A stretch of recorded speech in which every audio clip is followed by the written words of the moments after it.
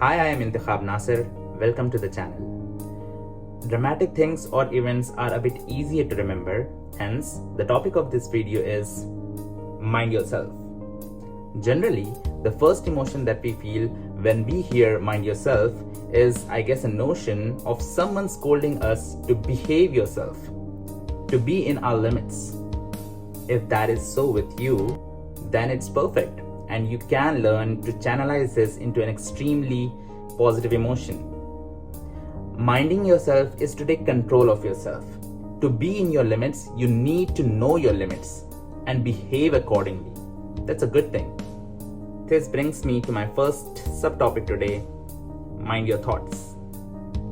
This is probably the most important of all the remaining aspects you need to mind, because thoughts are the starting point for everything else.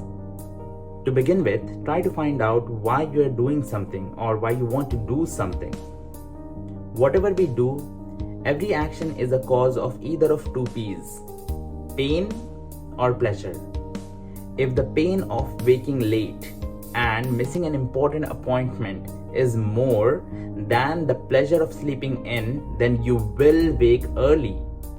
If the pain of failing is more than the pleasure of not working, then you will work harder, and vice versa as well.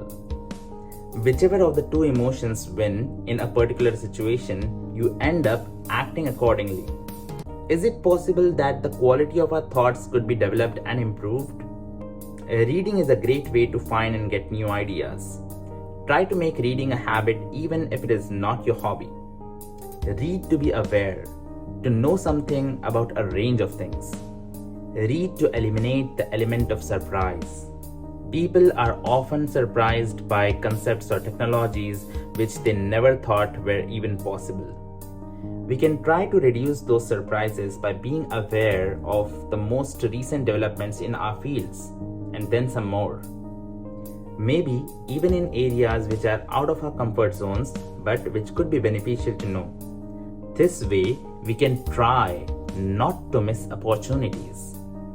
It is said that the best way to predict the future is to create it. Read to know the most legitimate, fruitful and useful literature, because there's a lot of useless and fake news content out there.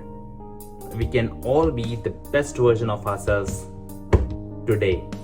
It's the only day to make our daydreams real. Now let's talk about problems. When do we have problems? We have problems and we possess them when we think about them. We make them our own. We take them personally. We own them. We carry them with ourselves wherever we go. Now, the not so obvious question, who does have problems? Everybody. How not to have them? Stop thinking about them. What to think about then? Solutions. Brainstorm solutions, and sooner or later you will find them. If there is a problem, in most cases, there ought to be a solution. I'm not saying if you follow these ideas, you'll never have a bad day, failure, or problems. I'm saying that you have it in you to deal with them, to manage them. And as always, patience is a great virtue to possess. Next would be to mind your language.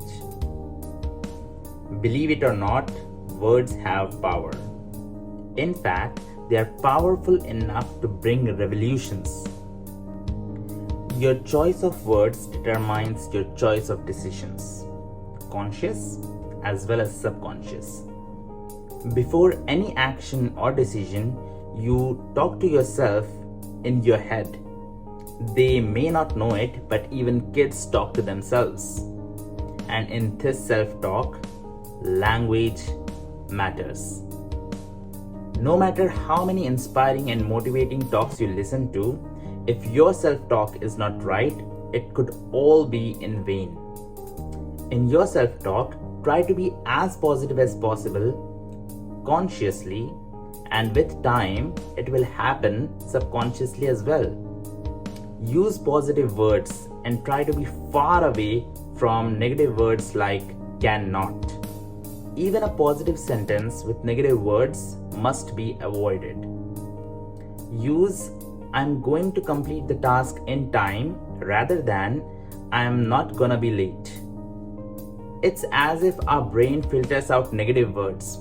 When you say "I am not gonna be late," it hears "I am gonna be late" instead. So our subconscious mind focused on late, and probably you end up being late. If some task is important to you, use "must" instead of "should" or "would." Such small tweaks in our self-talk can have immeasurable effects in everything we do. Next would be to mind your conversations. Be aware of what you're talking about.